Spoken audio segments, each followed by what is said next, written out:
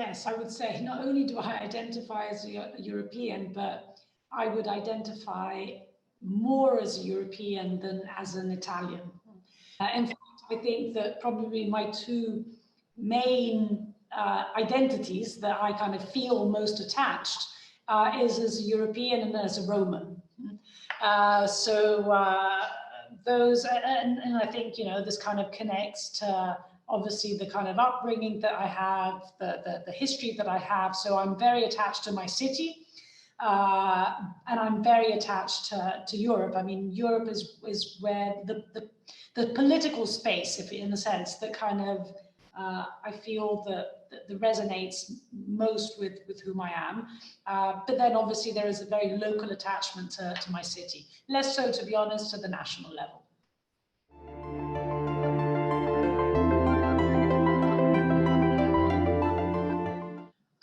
I would say most definitely going to university in the UK. I mean, I did go to an international school in Rome, but I wouldn't say that that was a particularly European, in a sense, upbringing. It was definitely an international one, but not, strictly speaking, a European one. I did, when I went to university in the United Kingdom, that was when I kind of really realized that I was a European, because ultimately it was what bound me together. It was the link with my fellow students, most of whom actually were British. In fact, it was not a time in which Oxford University at undergraduate level was particularly international. And so, you know, there were maybe whatever, 3 or 4 internationals, all of whom were actually other Europeans, and obviously British students that are also European. So in a sense, that became the space in which I felt I needed to have a form of identity, if you like, and the European level was what really kind of tied me together with others.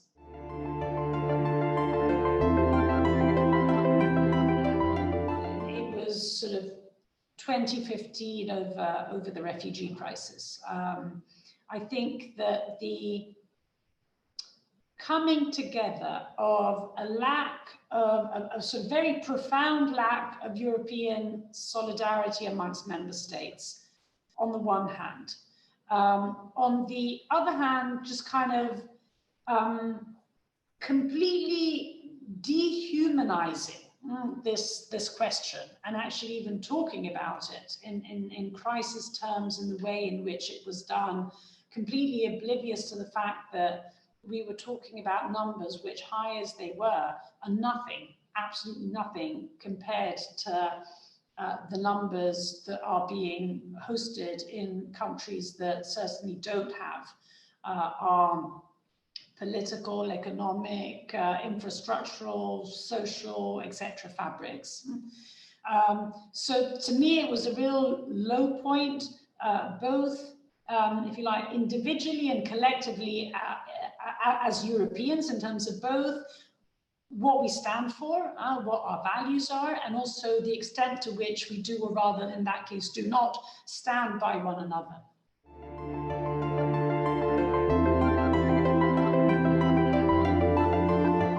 Actually think that it was last July agreeing on Next Generation EU. I really do think that over the course of this pandemic, there was this sense of we're not going to exit this crisis alone and standing as kind of, you know, disparate member states.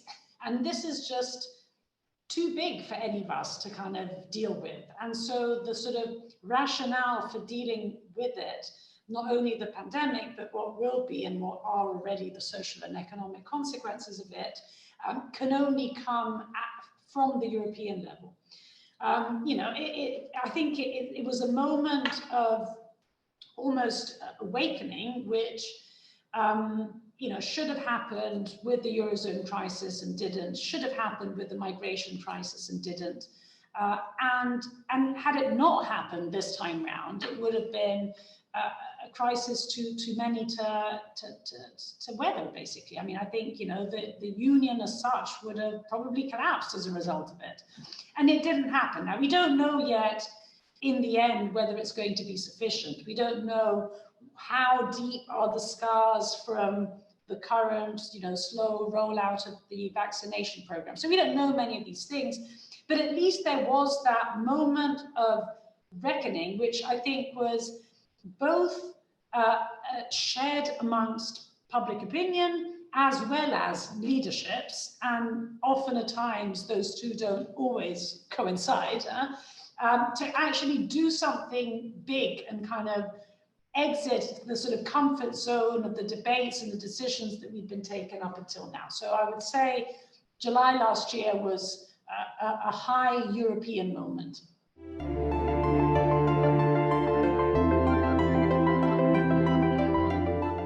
It is both about personal life.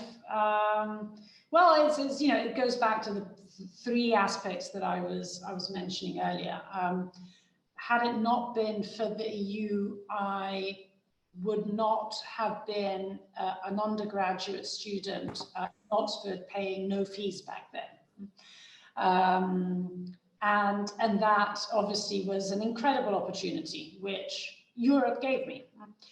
Had it not been for the EU, I would not have started my career working in a think tank in Brussels, commuting on the Eurostar to London, where I was doing my PhD every week.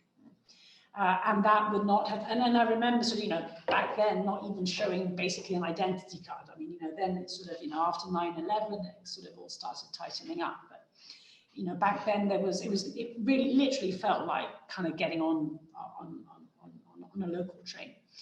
And then, you know, had it not been for the EU, I mean, I don't know, maybe I would, maybe I wouldn't, but I would not have traveled as much on holiday, I mean, in Europe. And on one of those occasions, I met my future husband, clubbing in Ibiza, of all places. But there you go. So, you know, I think, you know, be it personal life, be it education, be it work, I basically feel I owe Europe everything.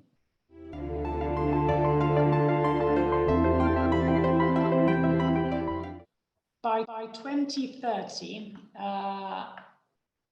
the EU as such, having made a real, visible, tangible, meaning that we are actually going to achieve the goal, sort of having achieved basically, you know, we're well on the way to net neutrality by achieving it by 2050, but having achieved concrete results and having done it at a European scale by 2030.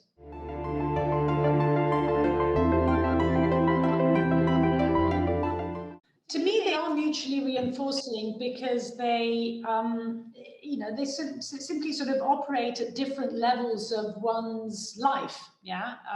So, you know, if I think about my life as, you know, sort of someone that takes my son to school, mind you, my son goes to a Spanish school, so that's got a European dimension too. But anyway, walking out my dog or going to the grocer or going to a concert, so that's sort of the more social and personal dimension, if you like, of life. Although I do have, as I said, a European family. My husband is Spanish, so that's another European angle, if you like. But that came, you know, later on. But so, in a sense, I think to me the Roman dimension is more the sort of day-to-day side of my life, if you like. I think that's probably the more accurate way of putting it. Whereas the European it's definitely it's both the person in the sense of the family life. So I've got half my family in another European country. And it's basically been about my education, as I said, in the United Kingdom, and my professional life that started in Brussels, and then since then has always concentrated on European issues. So in a sense, that they are mutually almost reinforcing, because they simply refer to different aspects, of my life, which are by definition not incompatible with one another, but they all coexist with one another. And I guess this is my personal story. So yes, I can imagine that someone else's personal story is one that puts these different dimensions in contrast with one another. I can't quite imagine that what that would look like, but I think logically speaking, there may well be lives in which these are elements that stand in contradiction, basically, with different aspects of oneself. Actually, my son, about a year ago, we were having dinner, and he said to me, well, you know, I'm half Italian, half Spanish. That means I'm only half. And there are people that are wholes, and I'm only half. And I said to him, no, you're actually double. Yeah? So you're both Spanish and Italian. So you're two. Most people are one. You know, you're lucky enough to be two. So yes, I mean, I guess it sort of, yeah, depends how you look at it. But I do believe that, you know, something can be as mutually reinforcing as mutually exclusive. You know, depending on you know, on what your life story has been, but also, unfortunately, this I think connects to the point that you were making, depending on what the context around you, sort of, you know, what's the information, in a sense, the sort of implicit, indirect information that comes from the overall context in which we live in.